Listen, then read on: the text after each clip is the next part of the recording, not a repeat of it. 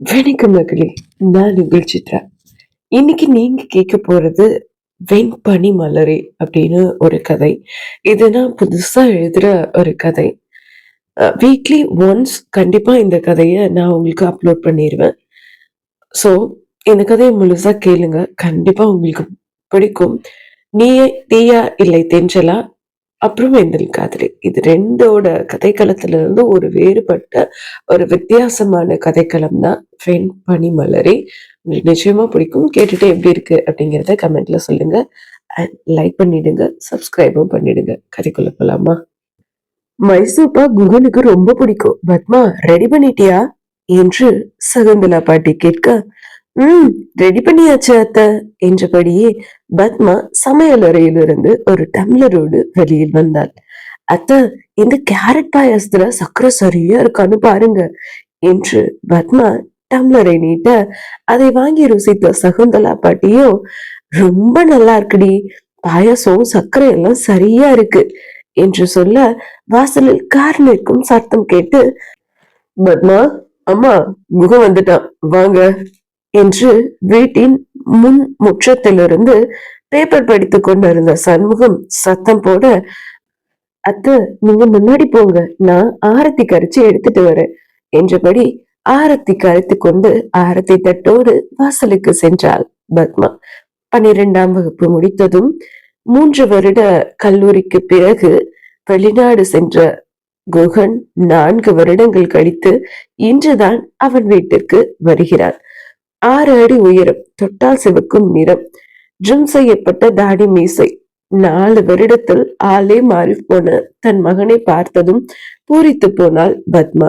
ஆரத்தி எடுத்து முடித்ததும் வீட்டுக்குள் வந்த குகன், பாட்டி எப்படி இருக்கீங்க என்று தன் பாட்டியை கட்டி தழுவ, எனக்கு என்னடா, சுகர் இல்ல, பிபி இல்ல, எதுவும் இல்ல, நல்லா சாப்பிடுறேன், நல்லா தூங்குறேன், நல்லா இருக்கேன்டா என்று சகுந்தலா பாட்டி சொல்ல, சூப்பர் பாட்டி என்ற குகன் தன் பாட்டியின் கால்களில் விழுந்து ஆசை வாங்கியவன் தந்தையும் தாயையும் பக்கம் பக்கம் நிக்க வைத்து ஆசை வாங்கி கொண்டான்.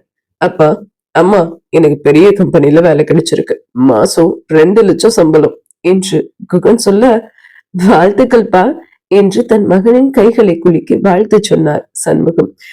என் மகன் கெட்டிக்காரன், படிச்சு முடிச்ச கையோட வேலையும் வாங்கிட்டு வந்துட்டான் பாத்தீங்களா என்று பெருமையாக சொன்ன பத்மா சமையலறைக்குள் சென்று அவனுக்காக செய்து வைத்திருந்த இனிப்பை கொண்டு வந்து குகனுக்கு ஊட்டிவிட்டாள்.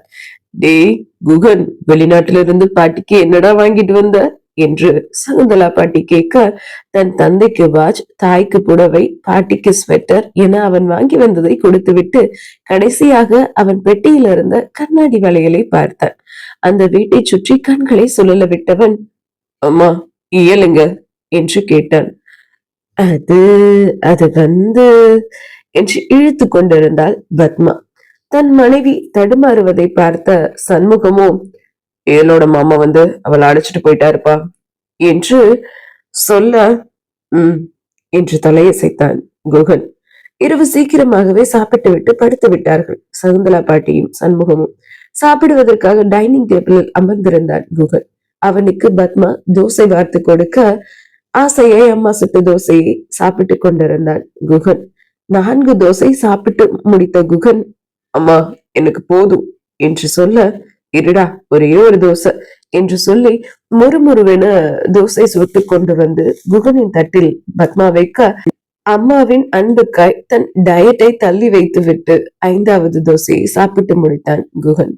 அவன் சாப்பிட்டு முடித்து கைகளை கழுவ அந்த தட்டை எடுத்து போக வந்த பத்மாவை பார்த்து, அம்மா நீங்க சாப்பிட்டீங்களா என்று கேட்ட தன் மகனை ஏக்கமாக பார்த்தாள் பத்மா. சண்முகமும் சகுந்தலாவும் பத்மா இந்த வீட்டுக்கு வந்ததிலிருந்து நன்றாகத்தான் பார்த்துக் கொள்கின்றனர். உடைக்கும் உணவுக்கும் பஞ்சமில்லை. பத்மாவும் கணவனையும் மாமியாரையும் நன்றாகத்தான் பார்த்துக் கொள்வாள். ஆனால் இதுவரை குகன் உட்பட தன்னை யாரும் இப்படி ஒரு கேள்வியை கேட்டதில்லை. தேவையை பூர்த்தி செய்வது அக்கறையில் பாசத்தில் சேராதல்லவா? கல்யாணம் தேவை, பத்மாவை பார்த்துக் கொள்வது அவர்களுடைய கடமை, ஆனால் அக்கறை காட்டுவது அவசியம் இல்லாதது என்றல்லவா கருதினர் சண்முகமும் பத்மாவின் மாமியாரும். அவர்களுக்கு இல்லாத பழக்கம் குகனுக்கு மட்டும் எப்படி வரும்? அதனால்தான் குகன் இப்படி கேட்டதும் குகனை ஆச்சரியமாக பார்த்தாள் பத்மா. என்னம்மா அப்படி பாக்குறீங்க என்று குகன் கேட்க, ஒண்ணு இல்லப்பா, நான் சாப்பிட்டேன் என்று சிரித்த முகத்தோடு பத்மா சொல்ல, ஆமா, நான் உங்ககிட்ட ஒண்ணு சொல்லணும் என்று சொன்ன தன் மகனை புருவம் சுருங்க பார்த்தாள் பத்மா. என்னப்பா, வெளிநாட்டுல யாராவது லவ் பண்றியா இல்ல கல்யாணமே பண்ணிட்டியா என்று பதறினாள் பத்மா. ஐயோ அம்மா, ஏன் இப்படி எல்லாம் யோசிக்கிறீங்க? அதெல்லாம் ஒண்ணும் இல்ல, நான் இயல விரும்புறேன் என்று குகன் சொல்ல, இயலையா என்று மேலும் அதர்ந்தாள் பத்மா. ஆமாமா, இயலுங்க, வீட்டுல இல்லையா என்று கேட்ட குகனிடம், அவ வீட்டுல இல்ல, நீ எப்போ ஃபாரினுக்கு படிக்க போனியோ அப்பவே இயல உங்க அப்பா இந்த வீட்டை விட்டு அனுப்பிட்டாரு என்று பத்மா சொல்ல, வீட்டை விட்டு அனுப்பிட்டாரா? அவளை அவ மாமா கூட அனுப்பிட்டாருன்னு தானே சொன்னாரு என்கிட்ட என்று குகன் கேட்க, அவளுக்கு எது சொந்த பந்தம்? அவளுக்கு சொந்தமும் இல்ல பந்தமும் இல்ல, உங்க அப்பா உங்ககிட்ட பொய் சொல்லியிருக்காருடா என்று பத்மா சொல்ல, என்னமா சொல்றீங்க என்று அதிர்ந்த நாற்காலியை விட்டு எழுந்தான் குகன். பத்மாவும் எழுந்தாள். ஆமாப்பா, உனக்கு 10 வயசு இருக்கும்போது அவரோட கிராமத்துக்கு வேலையா போன உங்க அப்பா இயல நம்ம வீட்டுக்கு அழைச்சிட்டு வந்தாரு. உன்னோட வற்புறுத்தலால அவ படிக்கிறதுக்கு சம்மதம் சொல்லி பள்ளிக்கூடத்துலயும் சேர்த்து விட்டாரு. பாவம் அந்த பொண்ணு நம்ம வீட்டுல வேலையும் பார்த்துட்டு படிக்கவும் செஞ்சுச்சு. அப்புறம் என்ன நினைச்சாரோ தெரியல, நீ அந்த பக்கம் போனதும் இந்த பக்கம் அவளை வீட்டை விட்டு துரத்திட்டாரு என்று பத்மா சொல்ல, கோபத்தோடு குகனும், அம்மா, உங்க புருஷன் ஏன் இயல வீட்டை விட்டு அனுப்புனாரு, எதுக்கு அப்படின்னு எல்லாம் எனக்கு தெரியாது, நான் கேட்கவும் மாட்டேன். ஆனா அவ வயசு பொண்ணுமா, வீட்டை விட்டு வெளியே அனுப்புனா என்ன பண்ணுவா, அவ எங்க போவான்னு கூடவா அவர் யோசிக்கல என்று கோபத்தோடு குகன் கேட்க, நீ கேட்ட அத்தனை கேள்வியையும் நானும் கேட்டேன்பா. அவரை எழுத்து பேசினா எல்லோட சேர்த்து என்னையும் வெளியே அனுப்பிடுவேன்னு மிரட்டினார். நான் என்ன பண்ண என்று பத்மா பாவமாக சொல்ல, ரொம்ப தப்புமா, ரொம்ப தப்பு. இப்போ இயல் எங்க இருக்கான்னு உங்களுக்கு தெரியுமா என்று குகன் கேட்க, அது அது வந்து என்று தடுமாறினாள் பத்மா.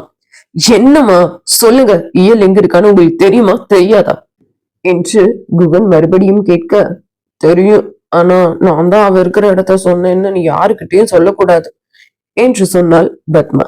சத்தியமா சொல்ல மாட்டேன் என்ற குகனிடம், இருவார என்று அடுப்படிக்குள் போன பத்மாவோ கடுகடப்பாவில் இருந்த ஒரு விசிட்டிங் கார்டை எடுத்து வந்து குகனிடம் கொடுத்து விட்டு, இங்க பாருப்பா, இயல் எங்க இருக்கான்னு எனக்கு தெரியாது, ஆனா அவ வேலை செய்யறது இந்த காடுல இருக்கிற இந்த இடத்துலதான். ஒரு நாள் கோவில்ல இயலை பார்த்தேன், அப்போதான் அவ இந்த காடை கொடுத்தா என்று பத்மா சொல்ல, அந்த காடை பார்த்தான் குகன்.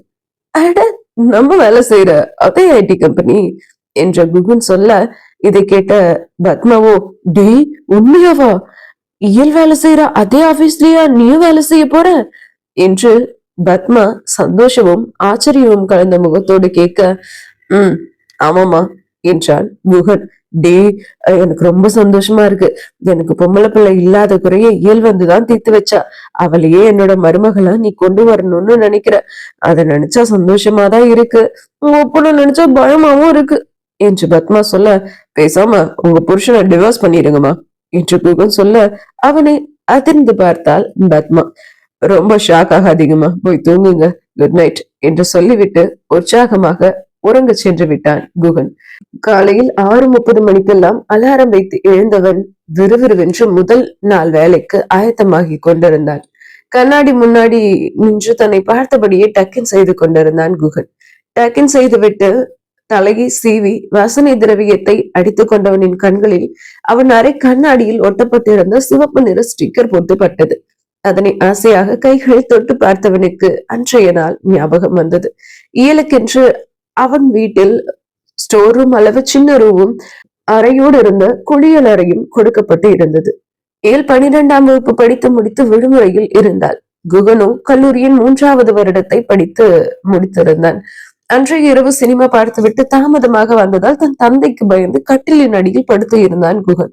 இரவு தாமதமாக எத்தனை மணிக்கு வந்தாலும் அவன் வரும்போது அவன் தந்தை தூங்கி இருந்தாலும் கூட காலை முடியும் முன் எந்நேரம் குகனின் தந்தைக்கு தூக்கம் களைத்தாலும் தன் முழித்த நேரத்தில் குகனை தேடி வந்து தாமதமாக வந்ததற்காக அடி வெளுத்து விடுவார் குகனை.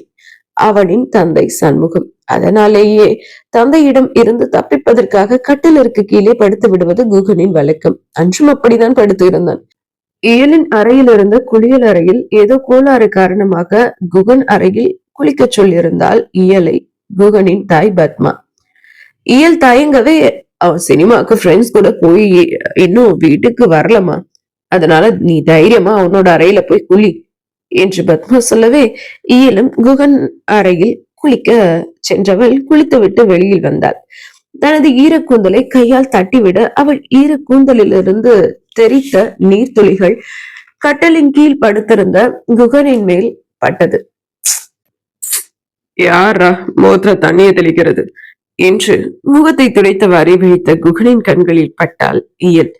நம்ம அறையில் எப்படி என்று தலைக்கு கீழ் ஒற்றை கையை முட்டு கொடுத்தவாறு இயலை பார்த்து கொண்டிருந்தான் குகன். இடையளவு படர்ந்து கிடந்த சுருட்டை முடி, சிகப்பும் கருப்பும் அல்லாத மாநிறம், மெலிந்த தேகம், உதட்டு சாயமோ முகப்பூச்சிகளோ கண்டிராத அழகு முகம்.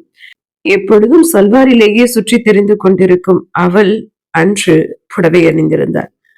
பார்ப்பதற்கே அழகாக தேவதையாக இருந்தான்.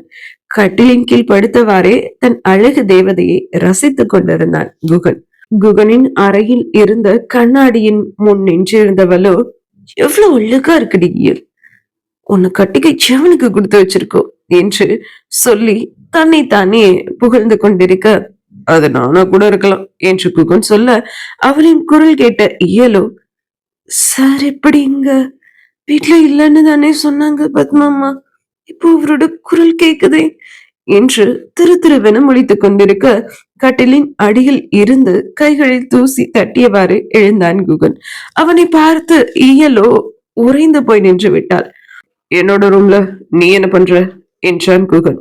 அது அது வந்து ரூம்ல பாத்ரூம்ல தண்ணி வரல, அதான் பத்மா அம்மா இங்க குளிக்க சொன்னாங்க சார் என்று இயல் சொல்ல, சார் சார்னு கூப்பிடக்கூடாதுன்னு எத்தனை தடவை சொல்லியிருக்கேன். நான் என்ன உன் ஸ்கூல் வாத்தியாரா சார் சார்னு கூப்பிட்டுட்டு குகன் கூப்பிட்டு என்று குகன் சொல்ல, சார் என்னை விட நீங்க பெரியவர் என்று இயல் கூறினார். 3 வயசு தான் உனக்கும் எனக்கும் டிஃபரன்ஸ், குகன்னு கூப்பிட்டா ஒன்னும் தப்பில்ல என்ற குகனிடம், சரிங்க சார் நான் கிளம்புறேன் என்று அங்கிருந்து இயல் செல்ல எத்தனிக்க, இவளை திருத்தவே முடியாது போல, இவகிட்ட எப்படி என்னோட காதல சொல்லி நான் என்ன பண்ண போறேன்னு தெரியலையே என்று குகன் தனக்குள்ளே நினைத்து கொண்டார். தன் முன்னே அறையை விட்டு செல்ல நடந்தவள் கதவின் பின்னே ஒளிவதை பார்த்த குகன் என்ன என்பதை போல் புருவம் உயர்த்தி கேட்க, அதற்குள் குகனின் தந்தை சண்முகம் குகனின் அறைக்குள் நுழைந்தார். டேய், பாஸ்போர்ட்க்கு அப்ளை பண்ணியிருந்தல்ல, விசாரிக்க ஆட்கள் வந்திருக்காங்க, சீக்கிரம் வா என்று சண்முகம் சொல்ல, அவரை எதிர்பார்க்காது குகனும் வரேன்பா நீங்க போங்க என்று சொல்லிவிட்டு அவசரமாக அவனின் அறையின் கதவை அடைத்தான். குகனின் அறையை விட்டு காலடி எடுத்து வைத்தால் வரவேற்பறைக்குத்தான் செல்ல வேண்டும். வரவேற்பறையில் குகனின் தந்தை அமர்ந்திருக்க, குகனின் அறையிலிருந்து தான் வருவதை பார்த்தால் சண்முகம் என்ன செய்வாரோ என்பதை யோசித்த இயலுக்கு மயக்கமே வந்தது. ஒருமுறை குகனை பெயர் சொல்லி குகன் என்று அழைத்ததற்காக எரிந்து கொண்டிருந்த கொல்லிக்கட்டையால் தனக்கு சூடு வைத்தவர் அல்லவா குகனின் தந்தை. அவர் அன்று சொன்ன வார்த்தை இப்போதும் இயலுக்கு ஞாபகம் இருக்கிறது. நான் உன்னோட பெரிய முதலாளி, குகன் உன்னோட சின்ன முதலாளி, அவனை மரியாதையா சார்னு கூப்பிடணும். நீ இந்த வீட்டுல வேலைக்காரி, அந்த நினைப்பு இப்போ நான் வைக்கிற சூட்டால எப்பவும் உனக்கு ஞாபகம் இருக்கணும் என்று வெளியில் அடுப்பில் எரிந்து கொண்டிருந்த கொல்லிக்கட்டையை எடுத்து இயலின் கையில் சூடு வைத்து விட்டார் சண்முகம். அன்றிலிருந்து குகனை பார்த்தாலே இயல் ஓடி மறைந்து கொள்வாள். அவனிடம் பேச மாட்டாள். அவனை எதிரெதிரே பார்க்கும் சந்தர்ப்பங்கள் அமைந்து விட்டால் குனிந்த தலை நிமிர மாட்டாள். இப்படி இயல் குகனை விலகி விலகி சென்றதனாலோ என்னவோ குகனுக்கு இயலின் மேல் இனம் புரியாத ஈர்ப்பு உண்டானது. அந்த ஈர்ப்பு இன்று குகனின் மனதில் காதலாய் உருமாறிவிட்டது. பத்மநாபனுக்கு பயந்து கதவின் பின்னே ஒளிந்திருந்தவளின் அருகில் சென்றான் குகன். அவளோ பயத்தில் வேர்த்து விறுவிறுத்து நின்றிருந்தாள். கிளம்பலையா என்றான் குகன். ஐயா வெளியே இருக்காரு என்று இயல் சொல்ல, அவர் வெளியே இருந்தா என்ன, உள்ள பாத்ரூம்ல பைப்ல தண்ணி வரல, அதனால என் அறையில குளிக்க வந்தேன்னு சொல்லு, அவ்வளவுதானே நம்ம 2 பேரும் சேர்ந்து ரூம்குள்ள தப்பு பண்ணிட்ட மாதிரி இல்ல பயப்படுற என்று மார்பின் குறுக்கே கைகளை கட்டிக்கொண்டு சுவரில் சாய்ந்தபடி அவன் சொல்ல, அதை கேட்ட காரிகை அவளோ மயங்கி கீழே விழப்போக அவளை கைத்தாங்கலாக பிடித்த குகனோ தன் மார்பில் அவளை சாய்த்திருக்க, குகன் குகன் என்று பத்மாவின் குரல் கேட்க, உள்ள வாமா என்று குகனின் அணைப்பில் உள்ளே வந்த பத்மாவோ இயலையும் அவளை கைத்தாங்கலாக அணைத்திருந்த குகனையும் பார்த்துவிட்டு, என்னடா இது என்று விழிகள் விரித்து பத்மா கேட்க, எல்லாம் உங்க புருஷனாலதான், அவரை பார்த்து பயந்து பயத்துல மயங்கி விழுந்துட்டா என்று குகன் சொல்ல, சரி சரி, உங்க அப்பா அவரோட நண்பரை பார்க்க போயிருக்காரு, சீக்கிரம் அவளை அழைச்சிட்டு போய் அவளோட அறையில படுக்க வை, நான் அவளுக்கு காஃபி கலந்து எடுத்துட்டு வந்துடுறேன் என்று சொல்லிவிட்டு பத்மா அவன் அறையிலிருந்து சென்று விட, இயலை தன்னுடைய இரு கைகளால் ஏந்திய அவனோ அவளை பார்த்தபடியே அவளை ரசித்தபடியே அவளின் அறையில் தன் மார்பில் சாய்ந்திருந்தவளை தன் 2 கைகளால் தூக்கி அவளை பார்த்தபடியே அவளை ரசித்தபடியே அவளை தூக்கி சென்று அவளின் அறையில் படுக்க வைத்துவிட்டு வந்த குகனின் கண்ணில் தன் மார்பில் ஒட்டி இருந்த அவளது ஸ்டிக்கர் போட்டு தட்டுப்பட்டது. அதை எடுத்து அவனுடைய அறையில் அவன் கண்ணாடியில் ஒட்ட வைத்துக் கொண்டான். அவ்வப்போது அந்த கண்ணாடியை தொட்டு பார்ப்பான், அந்த பொட்டை தடவி பார்ப்பான், இது அவளுடையது என்று நினைக்கும் போதே அவனுக்குள்ளே பட்டாம்பூச்சி பறக்கும். அன்றிலிருந்து 2 மாதங்களில் அவன் வெளிநாட்டுக்கு சென்று விட்டான். வெளிநாட்டுக்கு சென்று விட்டு வந்த அவனோ இன்று அவன் அறையின் கண்ணாடியின் முன் நின்று அவன் ஒட்டியிருந்த அவளது ஸ்டிக்கர் பொட்டை தடவி பார்த்தான். உள்ளுக்குள் ஒரு பரவசம். அவளை பார்க்க போகிறான் என்ற சந்தோஷம் அவனுக்கு ரெக்கை இல்லாமல் பறந்தான். 4 வருடங்களுக்கு பிறகு அவளை எதிர்பார்த்து அவன் வீட்டிற்கு வந்த அவனுக்கு கிடைத்த ஏமாற்றம்.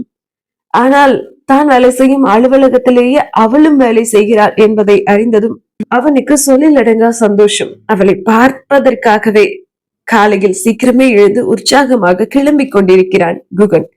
இனி என்னவெல்லாம் நடக்கும் எந்த கதையில் என்பதை அடுத்த அத்தியாயத்தில் பார்ப்போம். கதை உங்களுக்கு பிடிச்சிருந்தா மறக்காம கமெண்ட்ல சொல்லுங்க.